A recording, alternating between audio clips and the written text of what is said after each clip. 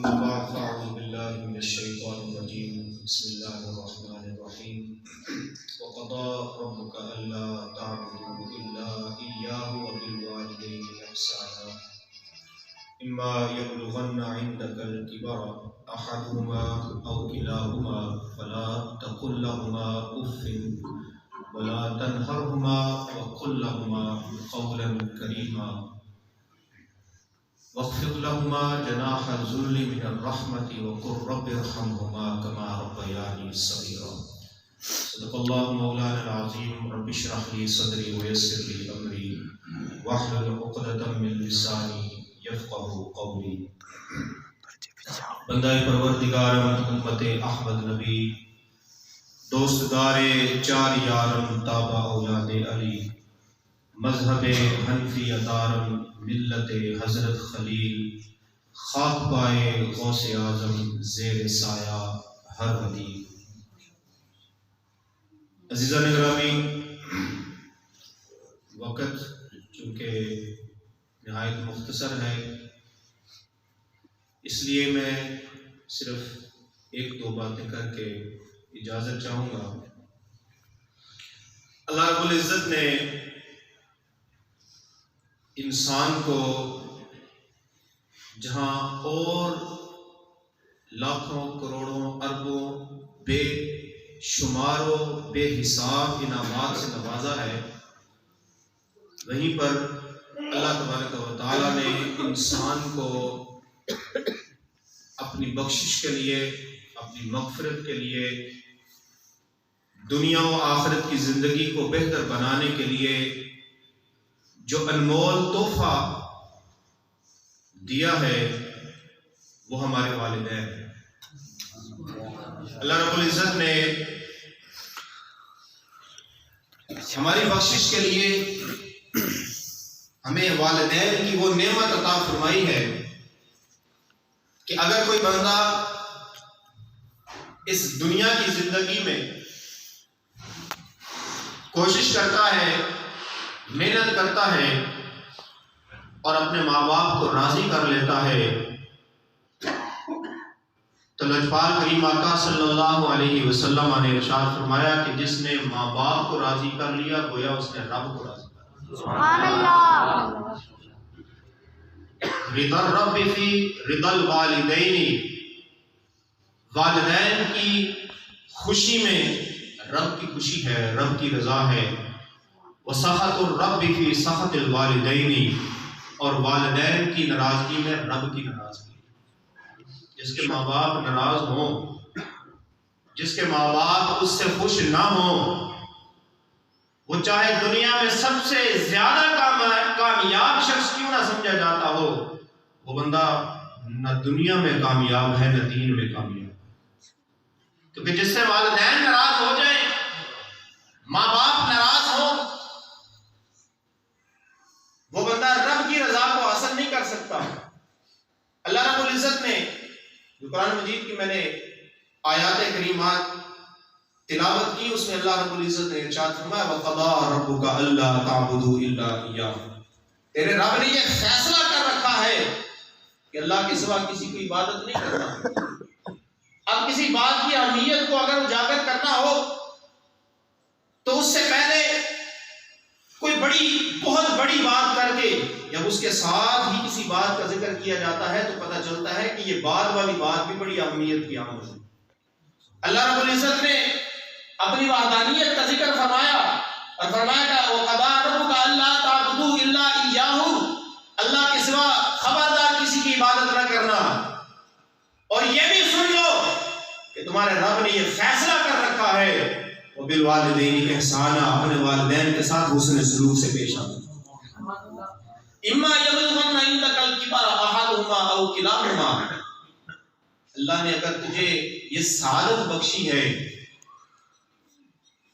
کہ جب تو جوان ہے، میں یہاں پر مفہوم کو شامل کر رہا ہوں کہ جب تو جوان ہے، جب تیرے اندر والدین کو خدمت کرنے کی طاقت ہے، ہمت ہے، استطاعت ہے، اور تیرے ماں باپ دونوں یا ان میں سے کوئی ایک بوڑھا ہو گیا ہے، اب وہ محتاج ہو گیا ہے، اب وہ تیری طرف دیکھتا ہے. ایک وقت یہ تھا کہ تم والدین کی طرف دیکھتا تھا، اب تیرے والدین آس بھری نگاہوں سے تیری طرف دیکھتے ہیں. یہ بندہ بوڑھا ہو جاتا ہے نا تو مزاج میں چڑچڑا پن آ جاتا ہے، بات بات پہ ٹوکنا، بات بات پہ روکنا، یہ نہ کرو وہ نہ کرو. تو بندے کا خون جوان ہوتا ہے، سمجھ نہیں ہوتی تو انسان غصہ کر جاتا ہے. ابا جی آپ ہر وقت ہی ڈانٹتے رہتے ہیں، اما جی آپ بھی کمال کرتے ہیں، ہمیں عقل نہیں ہے کیا، ہمیں سمجھ نہیں ہے، آپ زیادہ. انسان بعض دفعہ والدین کی ڈانٹ ڈپٹ، ان کا ہر بات سے ٹوکنا بندے کو پسند نہیں آتا.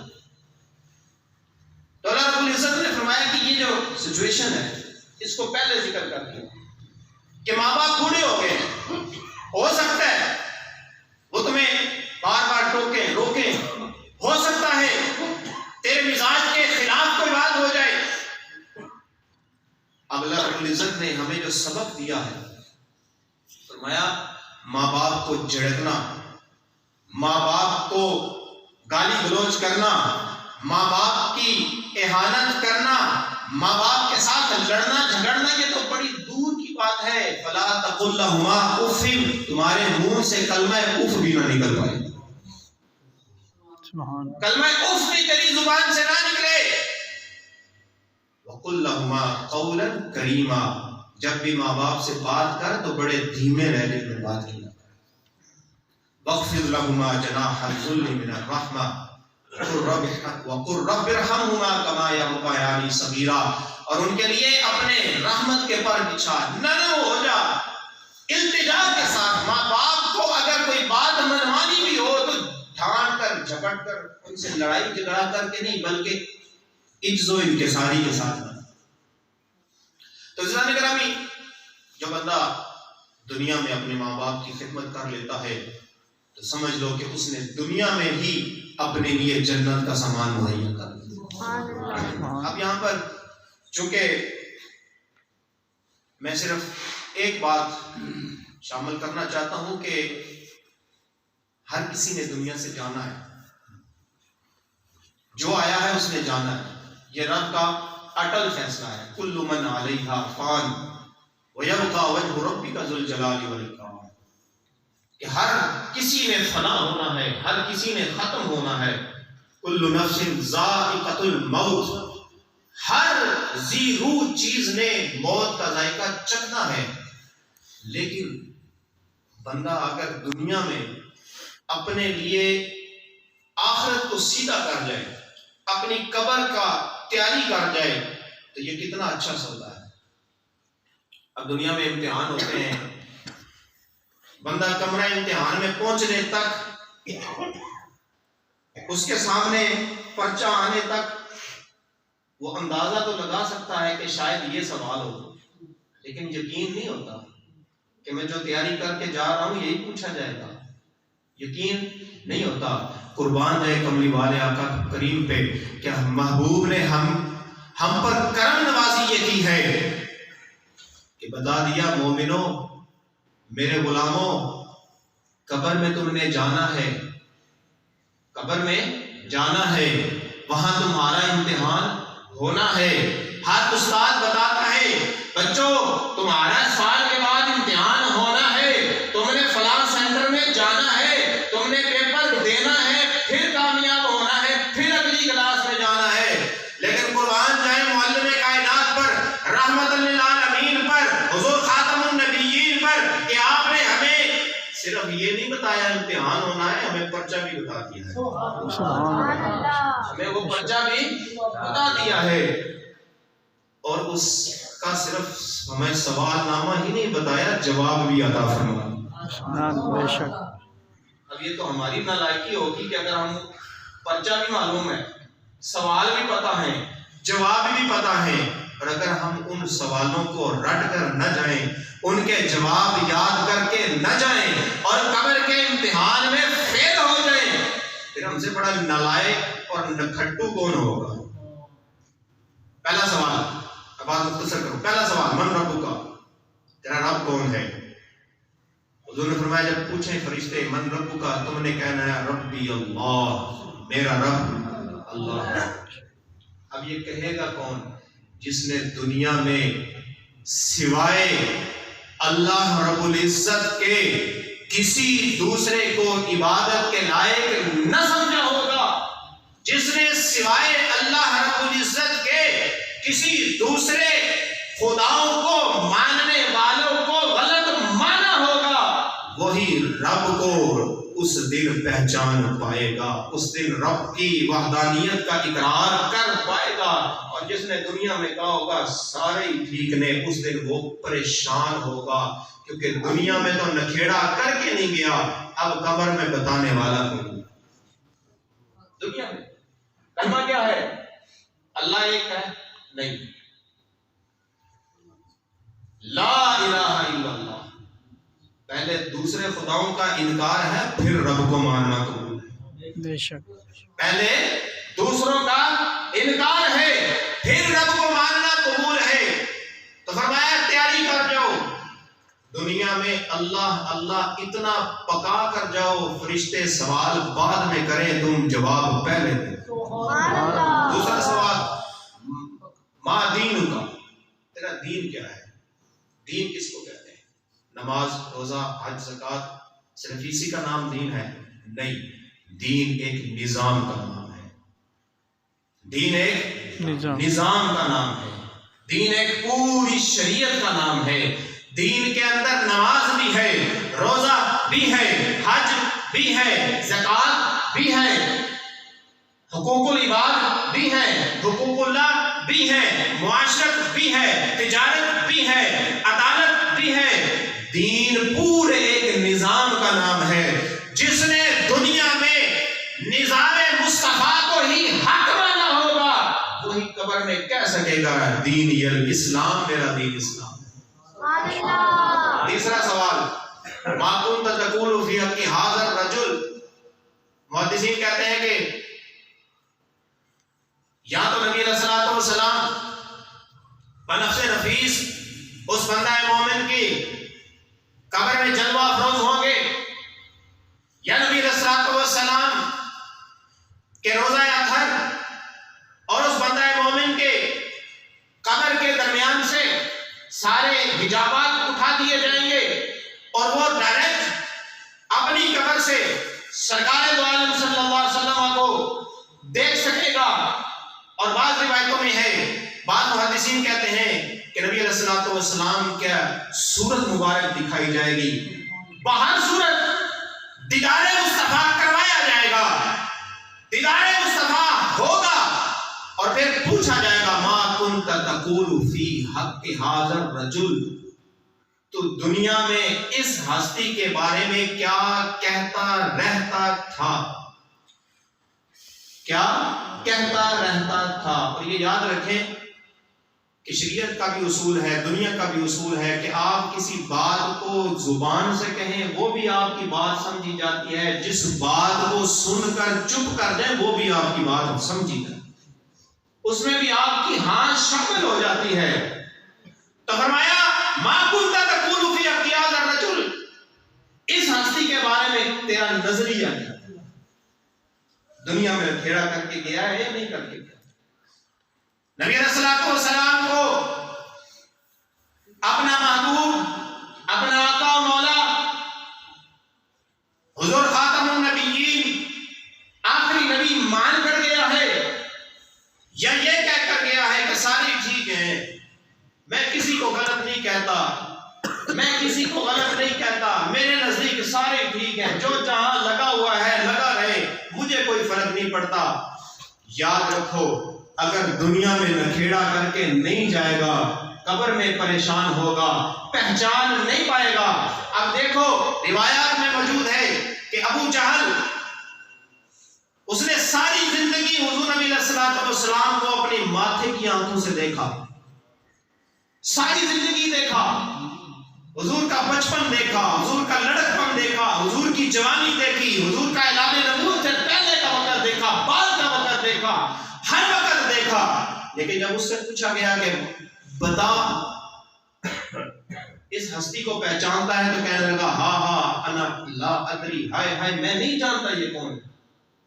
یارو بندہ جس بندے کو روز دیکھتا ہو، جس بندے کو روز اپنی آنکھوں سے دیکھتا ہو اور 2 4 5 دفعہ نہ دیکھا ہو، کئی سالوں تک دیکھتا رہا ہو، اور آنے بعد میں وہ پریشان ہو جائے کہ میں نہیں پہچانتا، میں نہیں جانتا یہ کون ہے، تو سبب کیا ہے؟ سبب یہ ہے کہ قبر میں ماتھے کی آنکھوں سے دیکھنا کام نہیں آئے گا، دل کی آنکھوں سے جس نے دیکھا ہوگا وہی مصطفیٰ کو پہچان سکے گا۔ اور جب بندہ مومن سے پوچھا جائے گا، اور جب بندہ مومن سے پوچھا جائے گا تو تاجدار بریلوی امام عشق و محبت اشاہ احمد رضا خان فاضل بریلوی رحمۃ اللہ علیہ کہتے ہیں کہ وہ اپنی زبان میں کہتے ہیں کہ فرشتوں کیا پوچھتے ہو، مر کے پہنچا ہوں یہاں اس دل ربا، مر کے پہنچا ہوں یہاں اس دل ربا کے واسطے۔ تو عزیزان گرامی، آج تیاری کر کے جائیں، آج ضرورت اس بات کی ہے، یہ فتنے کا دور جس میں دین کے دشمن، اللہ اور اس کے رسول کے دشمن، جن کی ازل سے اللہ اور اس کے رسول کے لائے ہوئے دین کے خلاف کارروائیاں چلتی رہی ہیں، اور جنہوں نے نبی علیہ الصلوۃ والسلام کی گستاخی کا بازار ہمیشہ سے گرم رکھا ہے، اب اس دور کے اندر وہ بڑے فعال ہو چکے ہیں۔ کیوں؟ کیونکہ امت سو گئی ہے، ہم سن ہو چکے ہیں، سو گئے ہیں، ہمارا ضمیر ختم ہو چکا ہے، ہم نے اپنی ترجیحات اللہ اور اس کے رسول کو ہٹا کر اور چیزوں کو رکھ لیا ہے۔ ہم نے اپنے کاروبار کو اول سمجھ لیا، ہم نے اپنے بینک بیلنس کو اول سمجھ لیا، ہم نے اپنے جو ہے وہ معاشری اپنے مکان، گاڑی، رشتہ داریاں، برادریاں، ان کو پہلے رکھ لیا، اللہ رسول کو پیچھے کر دیا۔ اللہ کا قرآن فرماتا ہے قُلْ إِنْ كَانَ آبَاؤُكُمْ وَأَبْنَاؤُكُمْ وَأَزْوَاجُكُمْ وَعَشِيرَتُكُمْ وَأَمْوَالٌ اقْتَرَفْتُمُوهَا وَتِجَارَةٌ تَخْشَوْنَ كَسَادَهَا أَحَبَّ إِلَيْكُمْ مِنَ اللَّهِ وَرَسُولِهِ وَجِهَادٍ فِي سَبِيلِهِ فَتَرَبَّصُوا حَتَّى يَأْتِيَ اللَّهُ بِأَمْرِهِ۔ اللہ نے یہ ساری چیزیں گنوا کر فرما دیا کہ لوگوں یاد رکھو، اگر یہ ساری چیزیں تمہیں بڑی عزیز ہے، بڑی محبوب ہے، رکھو، کوئی بات نہیں، لیکن کبھی بھی اللہ اور اس کے رسول سے زیادہ ان کو عزیز نہ رکھنا۔ اگر اللہ اور اس کے رسول سے زیادہ اور اللہ کی راہ میں جہاد کرنے سے زیادہ یہ تمہیں عزیز ہوگی تو پھر دیکھو عرش والا رب تمہارے ساتھ کرتا کیا، عرش والا رب تمہارے ساتھ کرتا کیا ہے۔ اگر ہم ابھی اپنے معاشرے پر، اپنے حالات زندگی پر نظر دوڑائیں نا، تو جو ہمارے ساتھ ہو رہا ہے یہ ہمارے اپنے اعمال کا بدلہ ہے۔ ہم نے اللہ رسول کو چھوڑا، اللہ اور اس کے رسول نے ہمیں ان ظالموں کے حال میں چھوڑا، وہ جو چاہتے ہیں ہمارے ساتھ کر لیں۔ تو عزیزان گرامی، آج وقت کی ضرورت یہ ہے کہ ہم پھر اللہ اور اس کے رسول کے لائے ہوئے دین کی طرف چلے جائیں، اور اللہ اور اس کے رسول کے لائے ہوئے نظام کی طرف چلے جائیں، اور نظام مصطفیٰ کے نفاذ کے لیے ہم ہر شخص اپنے تئیں کوشش کرے۔ اللہ رب العزت ہم سب کا حامی و ناصر ہو۔ اللہ تبارک و تعالیٰ کی بارگاہ میں دعا ہے کہ اللہ تبارک و تعالیٰ جو حق بیان کیا، سنا، سمجھا، اللہ اس پر عمل کرنے کی توفیق عطا فرمائے۔